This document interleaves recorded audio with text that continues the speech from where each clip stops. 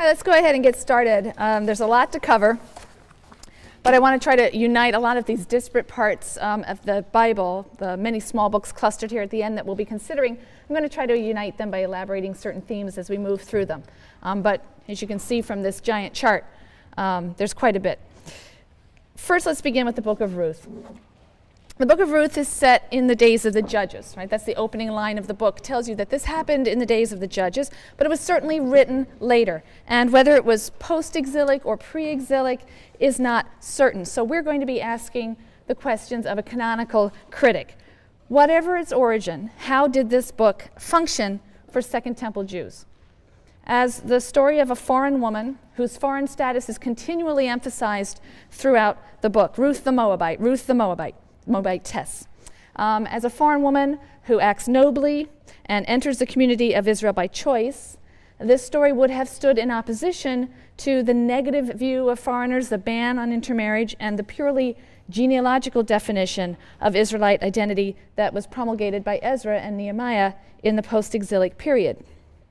So in the story you have a famine in Judah, and that causes a Bethlehemite man, Elimelech, and his wife, Naomi, and their 2 children, to leave Judah. They're going to reside in the country of Moab, where the Moabites live. And their 2 sons marry Moabite women, Orpah and Ruth. You have to consider the effect that these opening verses would have had on an ancient Israelite listener or reader. Moab was a hostile neighbor on Israel's southeastern border, and the Moabites were hated for their ill treatment of the Israelites when they were traveling to the Promised Land.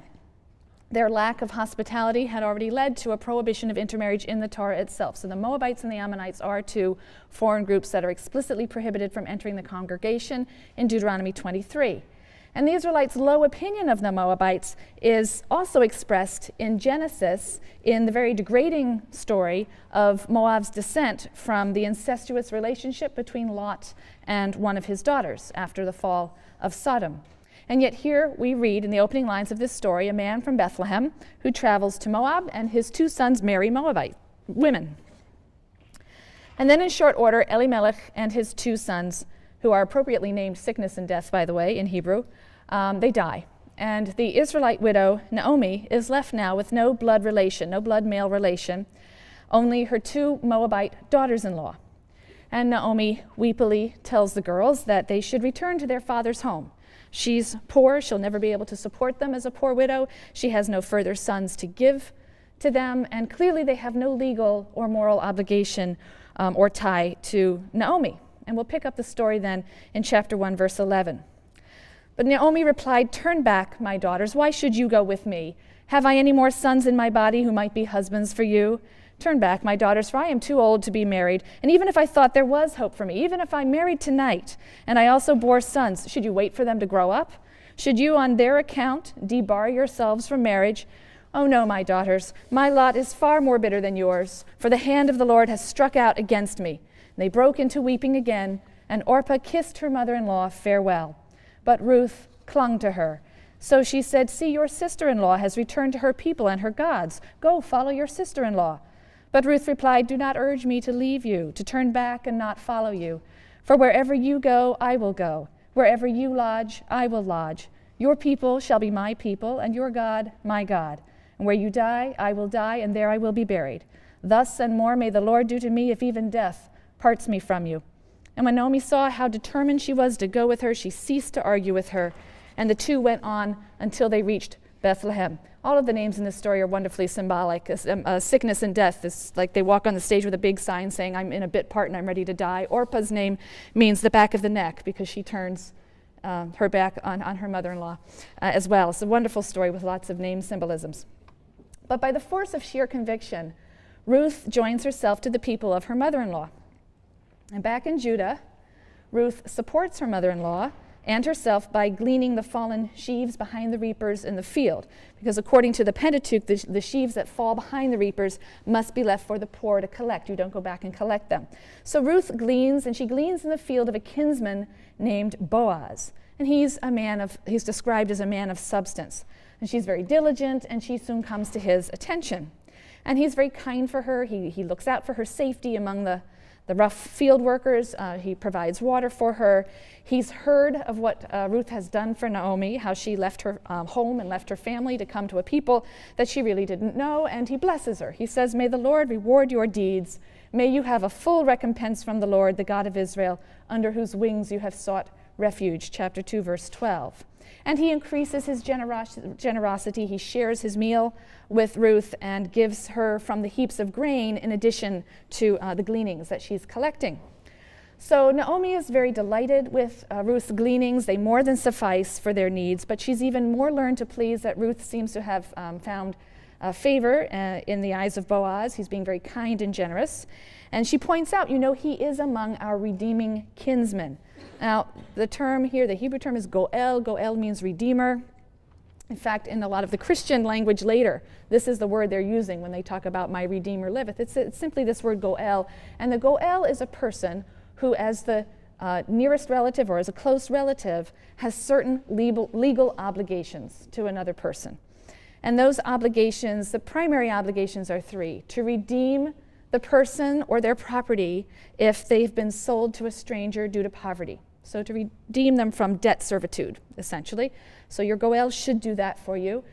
To marry a childless widow, right? So if a man dies and his wife is childless, the goel is supposed to marry her, provide seed, and the firstborn son will be named after the man who is dead. So he's supposed to marry a childless widow and produce offspring for the deceased. Usually that falls first to the brother. And then in the case of the blood redeemer, also the redeemer is supposed to avenge the blood of a kinsman. So if you are killed, your redeemer is supposed to seek vengeance for you. Boaz is a somewhat distant relative, but Naomi believes he's the answer to their dual problem of poverty on the one hand and Ruth's widowhood on the other hand. So in chapter 3, she urges Ruth to make a visit to Boaz. He's winnowing barley on the threshing floor, and Ruth is supposed to bathe herself, anoint herself, dress up, and go out at night to the threshing floor. You should know that biblically, threshing floors tend to be places of revelry at the end of the harvest time, and they are often frequented by prostitutes. But Naomi seems to be planning Ruth's seduction of Boaz. She instructs Ruth to not to reveal herself until Boaz has finished eating and drinking. And when he lies down, Ruth is to approach him and uncover his feet. This is possibly a sexual euphemism, and lie down, and he will tell her what she is to do. So Ruth follows these instructions exactly. In chapter 3, verses 7 to 11. Boaz ate and drank, and in a cheerful mood went to lie down beside the grain pile. And then she went over stealthily and uncovered his feet and lay down. In the middle of the night, the man gave a start and pulled back. There was a woman lying at his feet. "Who are you?" he asked. And she replied, "I am your handmaid, Ruth. Spread your robe over your handmaid, for you are a redeeming kinsman, a goel." And he exclaimed, "Be blessed of the Lord, daughter. Your latest deed of loyalty is greater than the first, in that you have not turned to younger men, whether poor or rich. And now, daughter, have no fear. I will do in your behalf whatever you ask, for all the elders of my town know what a fine woman you are." So Ruth's request is that Boaz act as her redeemer and spread his robe over her, which is a formal act of protection and espousal. And Boaz assures her that he will redeem her. He then goes on to point out, however, that there is another kinsman who is actually a closer relation and therefore has the first right of refusal.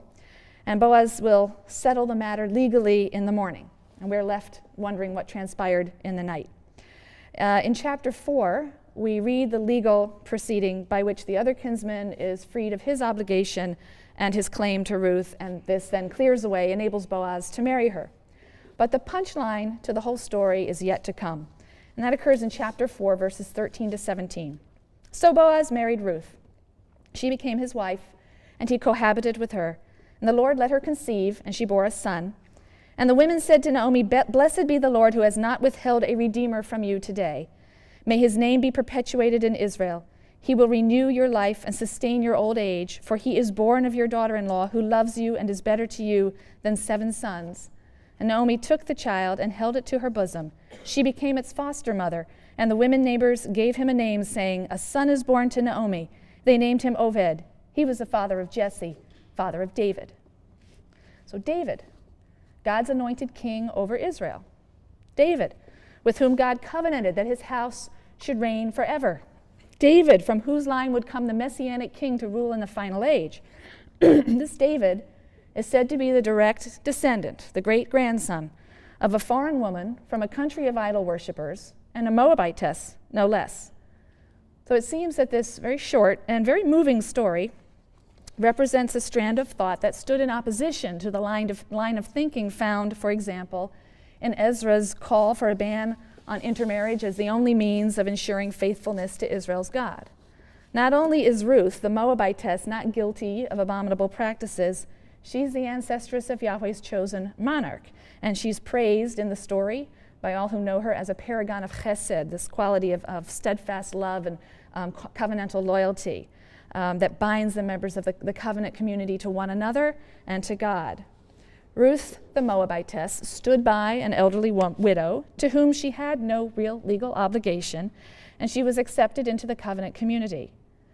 The acceptance of foreigners is well documented in post-exilic Judaism, despite Ezra's polemical efforts to exclude foreigners from the community. It's important to remember that Ezra's reforms never became normative for the entire community. Post-exilic and later rabbinic Judaism never adopted the purely genealogical definition of Jewish identity. They allowed for the phenomenon of conversion and marriage into the covenant by persons of foreign birth who accepted the God of Israel, a possibility that Ezra completely forecloses. Ezra's extreme views were popular among sectarian groups. So Ezran exclusivism is championed, for example, in writings that are found at Qumran.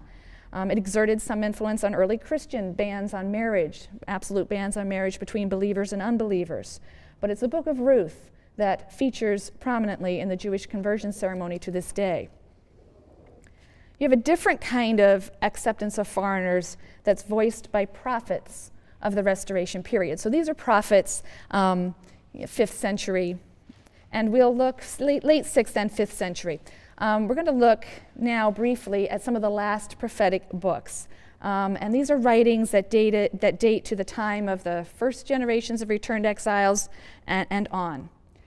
Earlier prophets in the pre-exilic period, right, the classical prophets we've already looked at, they had spoken of a remnant that would be restored and would be restored gloriously to its land.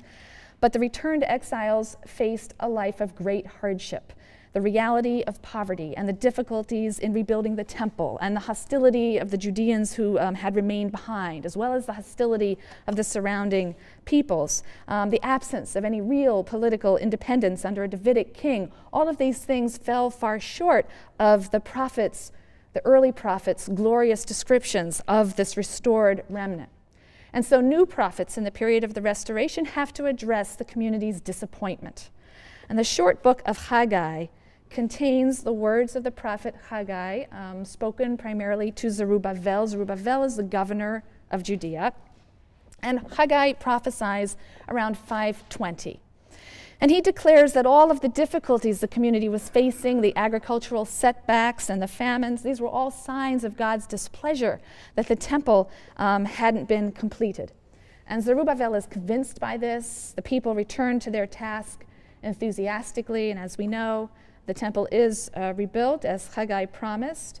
He says it's a humble structure, but soon it's going to be filled with treasures flowing in from all nations. And the promises of the restoration that were made by the prophets of old are just around the corner.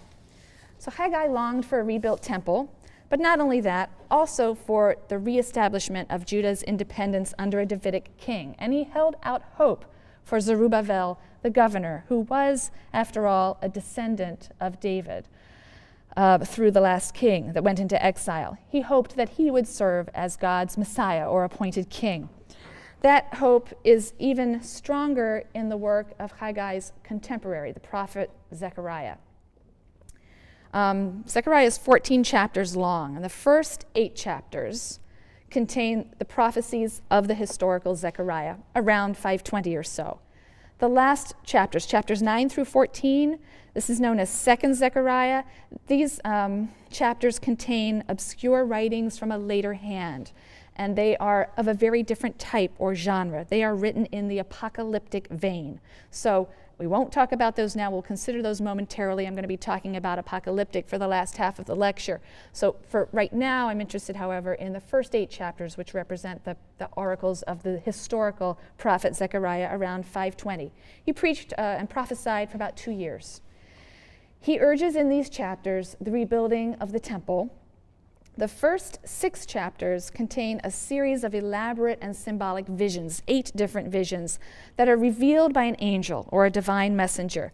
That's a mode of revelation that's going to be standard in apocalyptic literature, as we'll soon see. Earlier prophets received a word or a vision, but as we move towards apocalyptic literature and later literature, prophets often receive messages from God through an angel or a messenger. These visions focus hope on Zerubbabel, the governor, and on the priest Joshua, the high priest Joshua. The idea is that they'll rule in a kind of diarchy as monarch and priest. At some point, however, it seems that the Persians got rid of Zerubbabel. He was ousted, perhaps because messianic hope was starting to gather around Zerubbabel. So Zechariah's prophecies seem to be adjusted to refer solely to Joshua. Although they originally referred to Zerubbabel, and although chapter 6 in particular seems to refer originally to Zerubbabel, it is altered so that it now depicts Joshua as a shoot or a branch from Jesse's stock. Jesse's stock, meaning a Davidite. David's father was Jesse, so to say a root from Jesse's stock is to say a Davidite. It says that Joshua will rebuild the sanctuary. He will wear the royal insignia, although he is the priest. So the elevation, however, of the high priest is a feature of the post-exilic period. It's a feature of Judah in the post-exilic period. High priest coming to take some of the trappings of royal office. Chapters 7 and 8 declare God's promise to turn and to do good things in Jerusalem and the house of Judah, so long as the people will turn from their unjust and evil ways. And Zechariah points forward to the glorious day when all the nations of the world will eagerly come to seek the Lord in Jerusalem and to entreat his favor. So we read in Zechariah 8:23, "Thus said the Lord of hosts, in those days 10 men from nations of every tongue will take hold. They will take hold of every Jew by a corner of his cloak and say, 'Let us go with you, for we have heard that God is with you.'" And thus this restoration period, you can see, features prophets who envisions other nations joining Israel in the worship of Yahweh. They will come to rally around and join Israel in the worship of God in Jerusalem. The last wave of prophetic writings that we have addresses the disappointment and the disillusionment of the late 6th and 5th century Judeans. What was the message of these writings? The basic message was that the earlier prophets, their promises of future glory for the restored remnant, these were all true. The future just isn't now. It's only going to happen in the eschaton, the final day. Only then will the glory of Jerusalem and a messianic ruler be restored. And the hope that has to sustain the community through the bleak present is therefore an eschatological hope, a hope that focuses on an ideal account of the end, eschatology, an account of the end. Because in the end of days, everything will be set right. So as we move later into the period, we find increasingly the hope for the community is thrust off into the future in an eschatology. Parts of 3rd Isaiah depict the bitter reality of life in post-exilic Judah and advance in eschatology. You remember the book of Isaiah, which is 66 chapters. We divide into 3 parts, 1 through 39, which is the historical Isaiah. Then we have 2nd Isaiah, and then 3rd Isaiah we're dealing with now. That's chapters 56 to 66. The anonymous prophetic author of these chapters denounces the failings of the exiles, but does hold out an eschatology, a doctrine of final things that depicts what's going to happen in the end of days. This kind of eschatology differs from the depiction of Zion's future glory that we had in the early classical prophets. The earlier prophetic pronouncements generally referred to a reestablishment of Judah's fortunes in historical time. But eschatological works like 3rd Isaiah, look beyond historical time. They're looking to a time of a new heaven and a new earth, when Judah's sins will be forgotten. The land will become an earthly paradise, transformed and blessed with peace and prosperity and length of days. This is from Isaiah 65, verses 17 to 25. For behold, I am creating a new heaven and a new earth. The former things shall not be remembered, they shall never come to mind. Be glad then, and rejoice forever in what I am creating. For I shall create Jerusalem as a joy, and her people as a delight. Never again shall be heard there the sounds of weeping and wailing. No more shall there be an infant or graybeard who does not live out his days. He who dies at 100 years shall be reckoned a youth, and he who fails to reach 100 shall be reckoned accursed. For the days of my people shall be as long as the days of the tree. My chosen ones shall outlive the work of their hands. They shall not toil to no purpose. They shall not bear children for terror, but they shall be a people blessed by the Lord, and their offspring shall remain with them. Before they pray, I will answer. While they are still speaking, I will respond. The wolf and the lamb shall graze together, and the lion shall eat straw like the ox, and the serpent's food shall be earth. In all my sacred mount, nothing evil or vile shall be done, said the Lord. You see this interesting notion of a completely new, transformed heaven and earth. The lion is vegetarian again. The serpent no longer is there's not this animosity between the serpent and humans as was decreed at the end of Genesis with the curse on the serpent. They're going to just be eating earth, and there will be no danger. Third Isaiah also sounds this theme of openness, reassuring foreigners and eunuchs who have joined themselves to Yahweh that they'll be welcomed in the holy temple to serve God and to offer sacrifices. Now this is significant. Again, remember that Deuteronomy 23, right in the heart of the Pentateuch, bans eunuchs specifically and certain foreigners, Moabites, Ammonites, from entering the congregation. Remember also that Ezekiel explicitly excluded foreigners from the restored temple in his visions at the end of the book. And this is also clearly the policy of Ezra and Nehemiah. They had an Ammonite who had his lodgings or office or room in the temple. They had him thrown out of that area in the temple. But third Isaiah seems to oppose such restrictions. Isaiah 56, verses 3 to 7. Let not the foreigner say who has attached himself to the Lord will keep me apart from his people. And let not the eunuch say, I am a withered tree. For thus said the Lord, as for the eunuchs who keep my Sabbaths, who have chosen what I desire and hold fast to my covenant, I will give them in my house and within my walls a monument and a name better than sons or daughters. I will give them an everlasting name which shall not perish. As for the foreigners who attach themselves to the Lord to minister to him and to love the name of the Lord, to be his servants, all who keep the Sabbath and do not profane it and who hold fast to my covenant, I will bring them to my sacred mount and let them rejoice in my house of prayer. Their burnt offerings and sacrifices shall be welcome on my altar, for my house shall be called a house of prayer for all peoples. So on this issue, clearly, the post-exilic community was quite divided. Now there's only one biblical book which pretty much in its entirety belongs to a genre of literature known as apocalyptic. Not in its entirety, but it is the most significant and thoroughgoing apocalyptic book in the Bible. The term apocalyptic derives from the Greek word apocalypsis. And apocalypsis is a revealing. All right, so something that's apocalyptic is a revealing. Apocalypse is a revelation of things to come, and as apocalypses generally predict the end of historical time and the beginning of a new world order, they are generally concerned with eschatology. So apocalyptic works tend to be eschatological. All right, that doesn't mean all eschatological work is apocalyptic. Apocalyptic literature within the Bible, and then much more significantly outside the Hebrew Bible, is characterized by certain distinguishing features, which I've thrown up in brief note form over here. All right, so apocalyptic literature is always eschatological, deals with the end time. But to be apocalyptic, a work has to have certain kinds of features, and not all eschatologies have these features. This is what they are. Most apocalyptic writings are pseudonymous. They're generally attributed to important figures of the past, right? Enoch or Abraham or someone. They tend to also feature a revelation by a heavenly messenger, an angel, who comes in a vision or a dream to deliver some sort of message. In general, the message is highly symbolic. It's coded, and often the symbolism is quite bizarre. You'll have surreal images of beasts and monsters, and usually these depict foreign nations. The visions tend to be chronological. They tend to be a systematic chronology of past, present, and future events that represent the march of history in coded form again, and so it tends to require interpretation, and that's usually given by the divine messenger who reveals the symbolic chronological code. Fourthly, apocalypses tend to predict a series of catastrophes.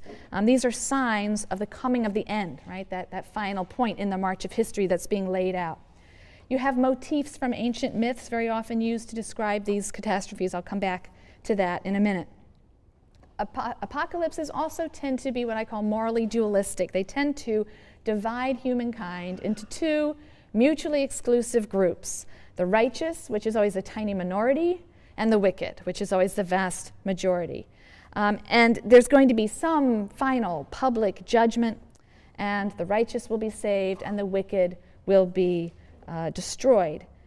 In this respect, especially later apocalypses show the influence of Persian thought. Persian thought is also quite dualist in nature, with oppositions of light and darkness, or good and evil, and light and death, and so on. So there does seem to be some Persian influence, and of course we're well into the Persian period at this point. A sixth feature is that God generally appears in apocalyptic literature as an enthroned king. He brings all of history to a crashing end and demonstrates his sovereignty. He confounds the wicked. He does all of these things at the same time. You know, he confounds the wicked and establishes himself as the sovereign and enthroned king in control. Seventh, apocalyptic literature, as I briefly mentioned before, often incorporates mythological motifs and imagery, especially the motif of a battle between God and primordial chaotic elements, and that will often be the imagery that's used in depicting the final battle with the godless or the wicked.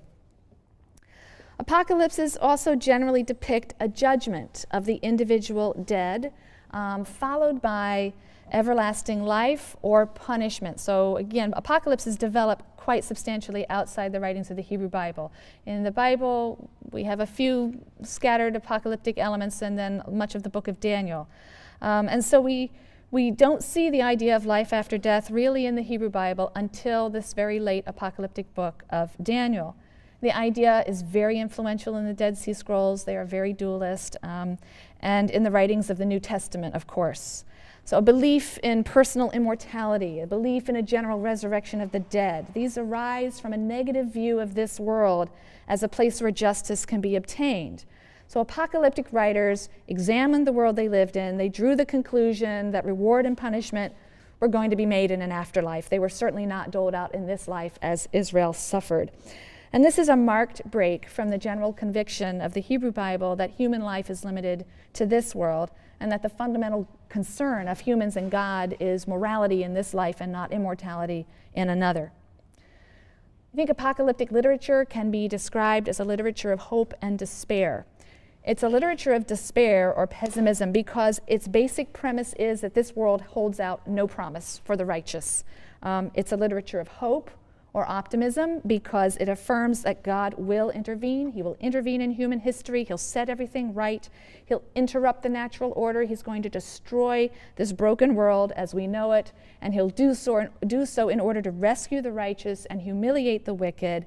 And if you've already died, don't worry, there'll be a resurrection. It will all be made right. But this hope for supreme and ultimate vindication is thrust off into the future. So apocalyptic constitutes yet one more response to the traumatic events, the crises, and the disappointments of Israel's history. In a second, we'll get to Daniel, but there are a few apocalyptic passages of varying length in other post-exilic books. I'll just touch on them very quickly. Second Zechariah, and a little bit the book of Joel, just to prepare us for Daniel. So 2nd Zechariah, now these are chapters 9 through 14. We talked about the historical Zechariah, chapters 1 through 8. So this is 2nd Zechariah, chapters 9 through 14. And it's a collection of diverse oracles, probably 5th century or later, that contain these strange visions and predictions. Their meanings cannot always be fathomed, but they seem to focus on the day of the Lord, and the restoration of Jerusalem and the rise of a new and humble king who will reign in peace, really over a new world order. Chapter 14 is a vision of this global battle that will bring history to an end. God's going to bring all the nations to Jerusalem, where they will plunder the city, they will kill almost all of the inhabitants, and then at the last moment when things look the most desperate, God will intervene and he'll fight for Israel and exact revenge on her enemies. And it's after this final battle that God will transform the earth into a paradise. So Israel's enemies will rage against one another. The surviving nations will pilgrimage to Jerusalem. Again, Jerusalem now is elevated above all cities, and these nations will come to Jerusalem to worship Yahweh at his temple. And Yahweh will be sovereign over the world. Joel, a very short little book, probably the latest prophetic book. It also contains apocalyptic material. The versification of Joel is varies tremendously in different English translations, so I'm using the verse markings that are in the Bible you have, but if you consult another Bible, some of them have only 3 chapters, some have 4. It can be confusing. Well, we can divide Joel into 2 parts, up to chapter 2, verse 27. So that's the first part, from 1:1 to 2:27, or 1:2 really. And that contains a description of a military invasion. It's symbolized by an army of locusts. And this invasion, this army of locusts, is interpreted as a divine punishment that is necessary or that must come before the day of the Lord. The second part of Joel, which begins in verse 28 of chapter 2, is a fully apocalyptic description of the final day of terror. Reading from chapter 3, verses 3 and 4. Before the great and terrible day of the Lord comes, I will set portents in the sky and on earth, blood and fire and pillars of smoke. And the sun will be turned to darkness and the moon to blood before the great and terrible day of the Lord comes. But the righteous are going to survive. This is pointed out in chapter 3, verse 5. But everyone who invokes the name of the Lord shall escape, for there shall be a remnant on Mount Zion and in Jerusalem, as the Lord promised. As we move into chapter 4 of Joel, the day of the Lord is envisaged as a judgment day for all peoples. Right? So this is increasingly the view of the eschaton, a final battle, and also a judgment day. And that judgment day will then issue in a new age. This is an idea that the book of Daniel will elaborate on in a minute, not to mention the apocalyptic writings that are outside of the Hebrew Bible. In this judgment day, God will summon all of the godless nations to the valley of judgment, Jehoshaphat, which means God will judge. So the valley of Jehoshaphat. And here, the final battle between good and evil will take place, and after that, God's people will be blessed, and the holy city will never again suffer shame. For lo, in those days and in that time, when I restore the fortunes of Judah and Jerusalem, I will gather all the nations and bring them down to the valley of Jehoshaphat. And there I will contend with them over my very own people, Israel, which they scattered among the nations.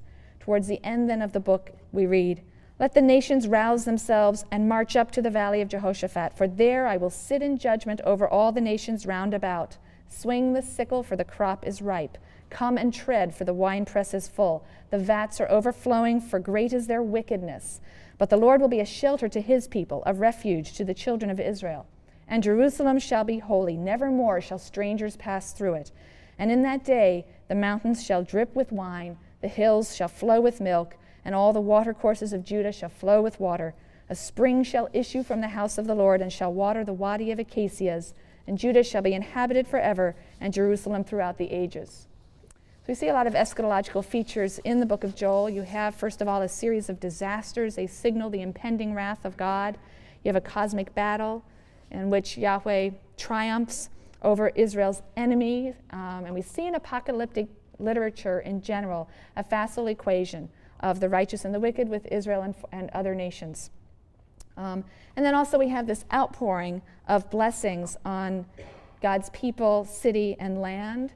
And finally, God's continued protection and presence. And nations who are not Israel's enemies join in the worship of God in that final time. Again, note the important difference between classical prophecy and the apocalyptic literature. Both of them speak about final things. Both of them speak about an end time. But the classical prophets did not, in general, expect that the course of human affairs would come to an end. right? Only that Israel's rebellion would end, or that Israel would live under a perfect king anointed by God. In the apocalyptic imagination, history itself is a closed process. It will end, and then a new age, a new world order would begin. And the present age and the new age are qualitatively distinct. The present age is under the dominion of evil powers. We see it particularly in the apocalyptic writings outside of the Bible and in the New Testament. That power that has dominion over the present age is Satan. Satan is the archenemy of God. Right? The age to come will be free of all evil, moral corruption, and death. Satan will be defeated. But God himself is the one who has to do this. God must intervene to bring the present age to a crashing halt and initiate this new world order. So let's turn now to Daniel for a full apocalyptic work. Daniel also can be divided really into two parts. And the first 6 chapters have often been described as a heroic fiction. They're a bit like the Book of Esther that we'll be talking about on Wednesday. Just a good story. Esther particularly has a lot of irony and is very, very funny. But like the Book of Esther, Daniel features a Jew who lives in a Gentile court, and he's saved from disaster. I've listed the kings who are discussed in the book of Daniel. These chapters tell of Daniel's adventures under 2 Babylonian kings, Nebuchadnezzar and Belshazzar. The text says 2 Babylonian kings, Nebuchadnezzar and Belshazzar, a Median king, Darius, who happens to be unknown to history, a Persian king, Cyrus. That's a whole lot of years. And the historical inaccuracy of the work, right? You have the chronology of more than a century being telescoped here. There's other inaccuracies. Belshazzar was actually never a king. He was sort of a prince regent. He was defeated by Cyrus, not by Darius. So there's tremendous historical inaccuracy. And this is a sign that this was written at a much later time, looking back when the history of the period 300 years ago was very confused. There's no clear historical knowledge of this Persian period, Babylonian and Persian period. And so the book we know was written quite late. Perhaps the end of the 3rd century, those first 6 chapters. We have a better idea about the remainder of the book. Chapters 7 through 12 are fully apocalyptic in genre, and they were composed between 167 and 164. I don't know if I wrote that up there. Yeah, 167 and 164 BCE. This was a time when Jews were suffering intense persecution at the hands of the Seleucid king of Syria, Antiochus Epiphanes, Antiochus IV. And so Daniel is the latest book of the Hebrew Bible. Right? It was chronologically the latest book, written between 167 and 164 BCE. But the author writes in code. He writes in code so that some hostile person would not be able to understand. Right? The author disguises his references to contemporary historical events and personalities in these visions, these symbolic visions that are attributed to a remote era of the past. All right, let's go back and look at the contents of these 2 sections. In chapters 1 through 6, Daniel is represented as a loyal Jew who's living in the exile in Babylonia, right? 6th century exilic period among idol worshippers. He refuses to bow down to any other god. He observes the dietary laws, and he prays facing Jerusalem. He seems to occupy a position of some honor in the court. He has the power to interpret dreams and to predict the future. And although he's severely tested, he remains true to Yahweh, and Yahweh aids him in more than one miraculous escape from danger. The main themes of this first section of the book of Daniel are Daniel's interpretations of the dreams of these kings, Nebuchadnezzar, and his allegiance to his God. In chapter 2, Nebuchadnezzar has a dream of a huge statue. It has a head of gold, it has a torso and arms of silver, the belly and the thighs are of bronze, the legs are of iron, and the feet are of mixed iron and clay. I've kind of given you a little grid, and in a minute we're going to have another symbolic dream that's going to use animals to represent the same things that are being represented here by the metals. So you have this statue with these metal and iron and clay feet. Then a great stone that's uncut by human hands flies from heaven and smashes the clay feet of the statue, and the statue crumbles, and this stone becomes a mountain that fills all the earth. Daniel decodes the dreams symbolism, and it's a historical symbolism, the march of history. Each metal represents a kingdom that ruled the ancient Near East. Daniel only explicitly mentions gold as Babylon, but we can figure out the rest. Silver is Media, bronze is Persia, and iron is Alexander's Greece, right? Macedonian Greece that conquered the ancient Near East in the 330s and brought Hellenism and introduced the Hellenistic period into ancient Near Eastern history. After Alexander's death, his empire was divided into smaller Hellenistic kingdoms, right?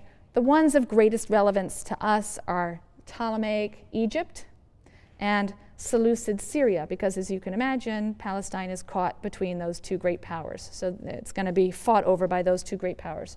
So you have Egypt ruled by the Ptolemies, you have Syria ruled by the Seleucids. They're wrangling for control of the land of Israel that's lying between them.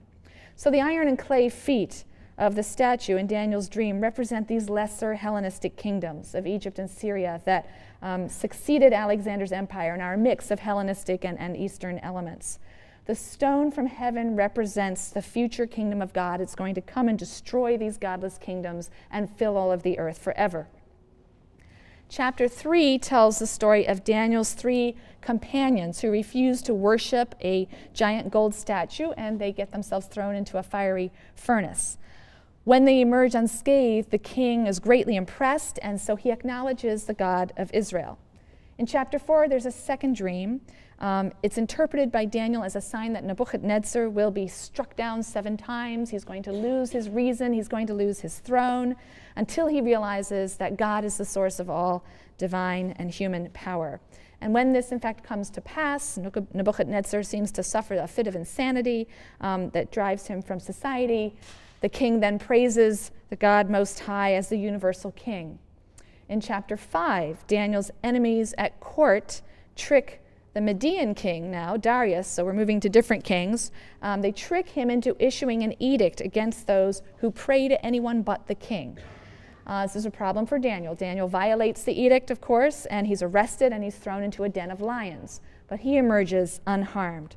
And the result is, again, that the foreign king, in this case Darius now, recognizes the supremacy of Yahweh and orders all in his kingdom to revere the Jewish God.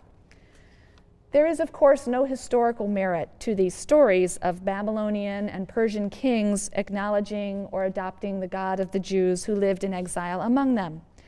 These stories seem to give voice to the hope or the fantasy that a cruel and impious monarch might be taught humility by Yahweh. They also provide a model for life in the diaspora. Jews can live in the Gentile world, but they must never forget God and his laws. And then we move into the second half of the book of Daniel, chapters 7 to 12. As we move into this part of Daniel, we switch from the third person into the first person. So Daniel 7 to 12 is written in the first person, and it's fully apocalyptic. And here Daniel has a series of visions and dreams that are interpreted for him by an angel. And again, that's a classic feature of the apocalyptic genre. And these visions, again, survey ancient Near Eastern history from the 6th to the 2nd centuries. Chapter 7, again, represents the succession of kingdoms, the Babylonian, the Median, the Persian, the Macedonian empires, but this time as beasts. So you have a lion, a bear, a winged leopard, and an ogre. The ogre has horns, and the horns of this ogre then represent these 2 lesser Hellenistic kingdoms, the Ptolemies of Egypt and the Seleucids of Syria. The boastful little horn is the Syrian king, Antiochus Epiphanes himself. In a second vision, the Ancient of Days, this is the term that's used, seems to be God in a white robe and a beard, seated on a fiery chariot throne. But the Ancient of Days confers glory and kingship on one like a son of man. Now in Daniel, this phrase, a son of man, which generally means mortal, as opposed to divine in the Bible. But in Daniel, the phrase seems to refer to a figure that's in human form, but more than a human. Probably an angel like Michael or Gabriel. Both of them are represented as leaders against the forces of Persia and Greece.